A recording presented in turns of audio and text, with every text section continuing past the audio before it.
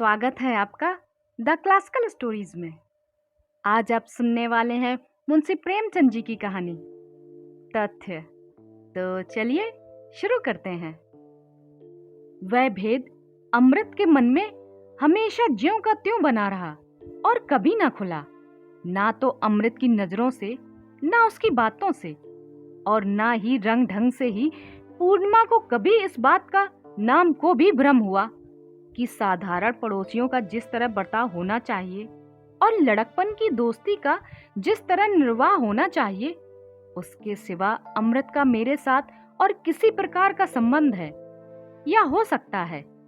बेशक जब वह घड़ा लेकर कुएं पर पानी खींचने के लिए जाती थी, तब अमृत भी ईश्वर जाने कहां से वहां आ पहुंचता और जबरदस्ती उसके हाथ से घड़ा छीनकर उसके लिए पानी खींच देता था। और जब वह अपनी गाय को सानी देने लगती थी, तब वह उसके हाथ से भूसे की टोकरी ले लेता था और गाय की नान में सानी डाल देता था। जब वह बनिए की दुकान पर कोई चीज लेने जाती थी, तब अमृत भी अक्सर उसी रास्ते में मिल जाया करता था और उसका काम कर देता था। पूर्णिमा के घर में कोई दूसरा लड़का या आदमी नहीं था। उसके पिता का कई साल पहले परलोकवास हो चुका था और उसकी माँ पर्दे में रहती थी। जब अमृत पढ़ने जाने लगता, तब पूर्णिमा के घर जाकर पूछ लिया करता कि बाजार से कुछ मंगवाना तो नहीं है। उसके घर में खेती बाड़ी होती थी, गाय भैंसें थीं और बाग बगीचे भी थे। वह अपने घर वालों की नजर बचाकर फसल की चीजें सौगात के तौर पर पूर्णिमा के घर दे आता था। लेकिन पूर्णिमा उसकी इन खातिरदारियों को उसकी भलमनसाहत और खाने पीने से संतुष्ट होने के सिवा और क्या समझे और क्यों समझे। एक ही गांव में रहने वाले चाहे किसी प्रकार का रक्त संबंध या कोई रिश्तेदारी न रखते हों, लेकिन फिर भी गांव के रिश्ते से भाई बहन होते ही हैं। इसीलिए इन खातिरदारियों में कोई खास बात ना थी। एक दिन पूर्णिमा ने उससे कहा भी कि तुम दिन भर मदरसे में रहते हो, मेरा जी घबराता है। अमृत ने सीधी तरह से कह दिया, क्या करूं, इम्तिहान पास आ गया है। मैं सोचती हूँ कि जब मैं चली जाऊंगी तब तुम्हें कैसे देखूंगी और तुम क्यों मेरे घर आओगे। अमृत ने घबरा कर पूछा, कहाँ चली जाओगी। पूर्णिमा लजा गई, फिर बोली, जहाँ तुम्हारी बहनें चली गईं, जहाँ सब लड़कियां चली जाती हैं। अमृत ने निराश भाव से कहा, अच्छा यह बात। इतना कहकर अमृत चुप हो गया। अभी तक यह बात कभी उसके ध्यान में आई ही नहीं कि पूर्णिमा कहीं चली भी जाएगी। इतनी दूर तक सोचने की उसे फुर्सत ही नहीं मिली थी। प्रसन्नता तो वर्तमान में ही मस्त थी।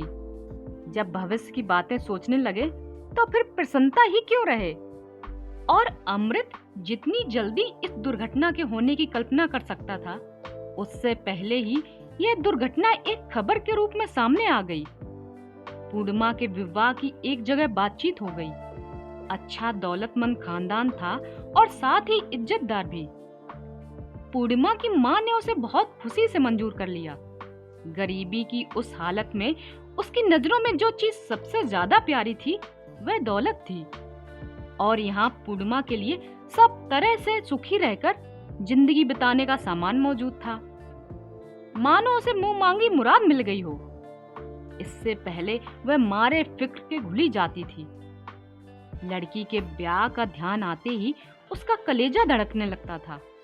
अब मानो परमात्मा ने अपने एक ही कटाक्ष से उसकी सारी चिंताओं और विफलताओं का अंत कर दिया। अमृत ने सुना तो उसकी हालत पागलों सी हो गई। वह बेतहासा पूर्णिमा के घर की ओर दौड़ा, मगर फिर लौट पड़ा। होश ने उसके पैर रोक दिए। वह सोचने लगा कि वहां जाने का क्या फायदा। आखिर उसमें उसका कसूर ही क्या है और किसी का क्या कसूर है। अपने घर आया और मुंह ढककर लेट रहा। पूर्णिमा चली जाएगी, फिर वह कैसे रहेगा। यह विचलित सा होने लगा। वह जिंदा ही क्यों रहे, जिंदगी में रखा ही क्या है। लेकिन यह भाव भी दूर हो गया और उसका स्थान लिया उस निस्तंभता ने जो तूफान के बाद आती है। वह उदासीन हो गया। जब पूर्णिमा जाती ही है तो वह उसके साथ क्यों कोई संबंध रखे, क्यों मिले जुले। और अब पूर्णिमा को उसकी परवाह ही क्यों होने लगी? और परवाह थी भी कब? वह आप ही उसके पीछे कुत्तों की तरह दुम हिलाता रहता था। पूर्णिमा ने कभी उसकी बात भी नहीं पूछी। और अब क्यों न उसे अभिमान हो? एक लखपति की स्त्री बनने जा रही है, शौक से बने। अमृत भी जिंदा रहेगा, मरेगा नहीं। यही इस जमाने की वफादारी की रस्म है। लेकिन यह सारी तेजी दिल के अंदर ही अंदर थी और निरर्थक थी। भला उसमें इतनी हिम्मत कहाँ कि जाकर पूर्णिमा की माँ को कह दे, पूर्णिमा मेरी है और मेरी रहेगी। गजब हो जाएगा, गांव में आफत मच जाएगी। ऐसी बातें ना गांव की कहानियों में कभी सुनी और ना देहातों में कभी देखी हैं। और पूर्णिमा का यह हाल था कि दिन भर उसका रास्ता देखा करती थी। वह सोचती थी कि क्यों मेरे दरवाजे से होकर निकल जाता है और क्यों अंदर नहीं आता। कभी रास्ते में मुलाकात हो जाती है तो मानो उसकी परछाई से भागता है। वह पानी की कलसी लेकर कुएं पर खड़ी रहती है और सोचती है कि वह आता होगा, लेकिन वह कहीं दिखाई नहीं देता।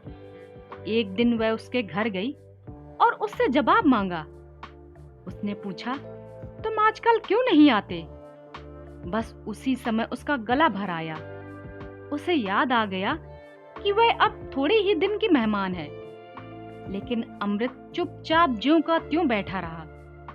लापरवाही से उसने सिर्फ इतना कहा, इम्तिहान पास आ गया है, फुर्सत नहीं मिलती।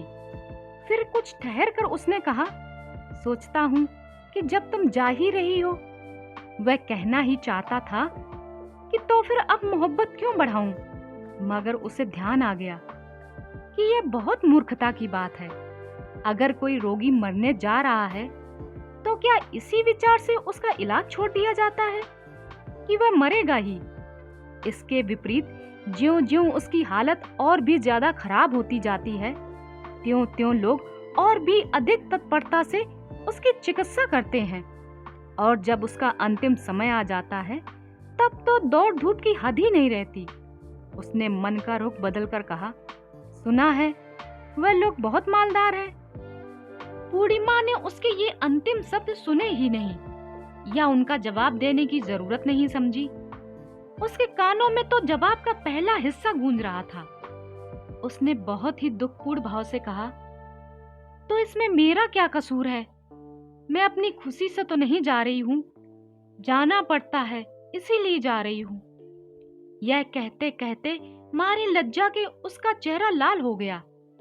जितना उसे कहना चाहिए था शायद उससे ज्यादा वह कह गई थी। मोहब्बत में भी शतरंज की सी चालें होती हैं। अमृत ने उसकी तरफ इस तरह देखा कि मानो वह उसकी बात की जांच करना चाहता है कि इन शब्दों में कुछ अर्थ है भी या नहीं। क्या अच्छा होता कि उसकी आंखों में आर पार देखने की शक्ति होती। इस तरह तो सारी लड़कियां निराश भाव से बात करती हैं, मानो ब्याह होते ही उनकी जान परा बनेगी। मगर सभी लड़कियां एक ना एक दिन अच्छे अच्छे गहने और कपड़े पहनकर पालकी में बैठकर चली जाती हैं। इन बातों से उसको कोई संतोष नहीं हुआ। फिर डरते डरते बोला, तब तुम्हें मेरी याद क्यों आएगी? उसके माथे पर पसीना आ गया। उसे ऐसी बेढब शर्मिंदगी हुई कि जी चाहा कमरे से बाहर भाग जाऊं।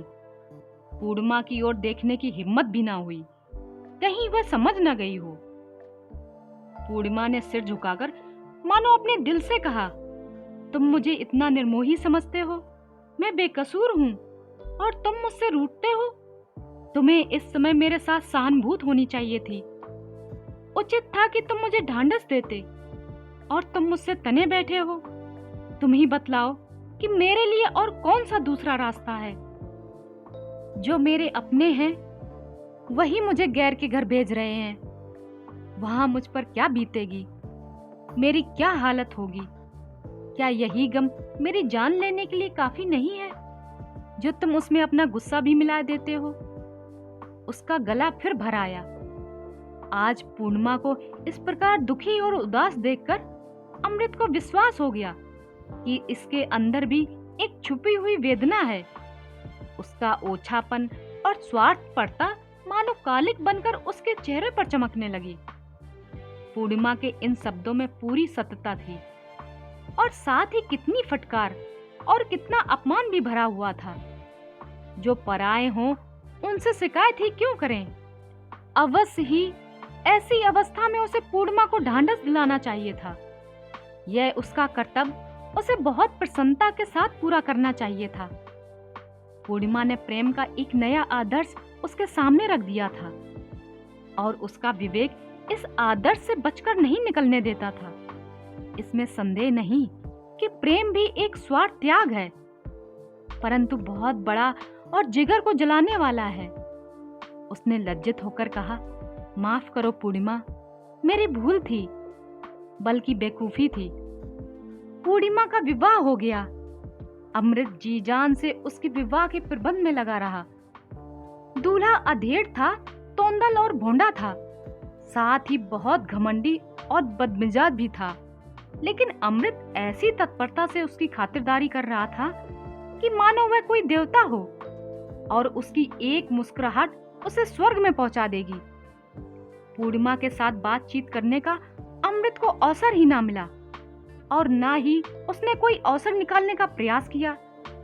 वह पूर्णिमा को जब देखता था तब वह रोती ही रहती थी और अमृत आंखों की जवान से जहां तक हो सकता था बिना कुछ कहे ही उसे जितना ढांढस और तसल्ली दे सकता था वह देता था और उसके प्रति सहानुभूति दिखलाता था। तीसरे दिन पूर्णिमा रो धोकर ससुराल विदा हो गई। अमृत ने उसी दिन शिवजी के मंदिर में जाकर परम निष्ठा तथा भक्ति से भरे हुए दिल से प्रार्थना की कि पूर्णिमा सदा सुखी रहे। जब नया और ताजा गम हो तो फिर इधर उधर के फालतू विचारों का भला कहाँ प्रवेश हो सकता है। दुख तो आत्मा के रोगों का नाशक है, परंतु मन में उसे एक तरह की शून्यता का अनुभव हो रहा था, मानो अब उसका जीवन उजाड़ हो गया था। अब उसका कोई उद्देश्य, कोई कामना नहीं रह गई थी। 3 बरस बाद पूर्णिमा फिर मैके आई। इस बीच अमृत का भी विवाह हो गया था और जीवन का जुआ गर्दन पर रखे हुए लकीर पीटता चला जा रहा था। परंतु उसके मन में एक ऐसी अस्पष्ट सी वासना दबी हुई थी जिसे वह कोई स्पष्ट रूप नहीं दे सकता था। वह वासना थर्मामीटर के पारे की तरह उसके अंदर सुरक्षित थी। अब पूर्णिमा ने आकर उसमें गर्मी पैदा कर दी थी और वह पारा चढ़कर सरसाम की सीमा तक जा पहुंचा था। उसकी गोद में 2 बरस का एक प्यारा सा बच्चा था। अमृत उस बच्चे को दिन रात मानो गले से बांधे रहता था। वह सवेरे और संध्या उसे गोद में लेकर टहलाने जाया करता था और उसके लिए बाजार से तरह तरह के खिलौने और मिठाइयां लाया करता। सवेरा होते ही उसके जलपान के लिए हलवा और दूध लेकर पहुंच जाता था। उसे नहलाता, धुलाता और उसके बाल साफ करता था। उसके फोड़े फुंसियां धोकर उन पर मरहम लगाता था। ये सभी सेवाएं उसने अपने जिम्मे ले ली थी। बच्चा भी उसके साथ इतना हिल मिल गया था कि पल भर के लिए उसका गला न छोड़ता था। यहाँ तक कि कभी कभी उसी के पास सो जाया करता था और पूर्णिमा के आकर बुलाने पर भी उसके साथ नहीं जाता था। अमृत पूछता, तुम किसके बेटे हो? बच्चा कहता, तुम्हारे। अमृत मारे आनंद के मतवाला होकर उसे गले लगा लेता था। पूर्णिमा का रूप अब और भी निखर आया था। कली खिलकर गुलाब हो गई थी। अब उसके स्वभाव में अहमियता और अभिमान आ गया था और साथ ही बनाव श्रृंगार से प्रेम भी हो गया था। सोने के गहनों से सजकर और रेशमी साड़ी पहनकर अब वह और अधिक आकर्षक हो गई थी और ऐसा जान पड़ता था मानो वह अमृत से कुछ बचना चाहती है। बिना कोई विशेष आवश्यकता हुए उससे बहुत कम बोलती है और जो कुछ बोलती भी है वह इस ढंग से बोलती है कि मानो अमृत पर कोई एहसान कर रही है। अमृत उसके बच्चे के लिए इतनी जान देता है और उसकी फरमाइशों को कितने शौक से पूरी करता है, लेकिन ऊपर से देखने पर यही जान पड़ता था कि पूर्णिमा की निगाहों में उसकी इन सेवाओं का कोई मूल ही नहीं था। मानो सेवा करना अमृत का कर्तव्य ही है और वह कर्तव्य उसे पूरा करना चाहिए। इसके लिए वह किसी प्रकार के धन्यवाद या कृतज्ञता का अधिकारी नहीं है। जब बच्चा रोता है तो वह उसे धमकाती कि खबरदार रोना नहीं, नहीं तो मामा जी तुमसे कभी ना बोलेंगे। और इतना सुनते ही बच्चा चुप हो जाता। जब उसे किसी चीज की जरूरत होती तब वह अमृत को बुलाकर मानो आज्ञा के रूप में उससे कह देती है, और अमृत भी तुरंत उस आज्ञा का पालन करता है, मानो वह उसका गुलाम हो। और वह भी शायद यही समझती है कि मैंने अमृत से गुलामी का पट्टा लिखा लिया है। 6 महीने मैके रहकर पूर्णिमा फिर ससुराल चली गई। अमृत उसे पहुंचाने के लिए स्टेशन तक आया था। जब वह गाड़ी में बैठ गई तब अमृत ने बच्चा उसकी गोद में दे दिया। अमृत की आंखों से आंसू की बूंद टपक पड़ी और उसने मुंह फेर लिया और आंखों पर हाथ फेरकर आंसू पोंछ डाला। पूर्णिमा को अपने आंसू कैसे दिखाए, क्योंकि उसकी आंखें तो बिल्कुल खुश्क थीं। लेकिन फिर भी उसका जी नहीं मानता था। वह सोचता था कि न जाने अब कब मुलाकात हो। पूर्णिमा ने कुछ अभिमान के साथ कहा, बच्चा कई दिन तक तुम्हारे लिए बहुत हुड़केगा। अमृत ने भरे हुए गले से कहा, मुझे तो उम्र भर इसकी सूरत नहीं भूलेगी। कभी कभी एक आध पत्र तो भेज दिया करो। भेजूंगा, मगर मैं जवाब नहीं दूंगी, यह समझ लो। मत देना, मैं मांगता तो नहीं, मगर याद रखना। गाड़ी चल पड़ी। अमृत उसकी खिड़की की ओर देखता रहा। गाड़ी के कोई एक फलांग निकल जाने पर उसने देखा कि पूर्णिमा ने खिड़की से सिर निकालकर उसकी तरफ देखा और फिर बच्चे को गोद में लेकर उसे जरा दिखला दिया। अमृत का हृदय उस समय उड़कर पूर्णिमा के पास पहुंच जाना चाहता था। वह इतना प्रसन्न है कि मानो उसका उद्देश्य सिद्ध हो गया हो। उसी वर्ष पूर्णिमा की मां का देहांत हो गया। पूर्णिमा उस समय सफर में थी। वह अपनी मां को अंतिम समय न देख सकी। जहां तक हो सकता था, अमृत ने पहले तो उनकी पूरी चिकित्सा की और उनके मर जाने पर उनका क्रियाकर्म भी कराया।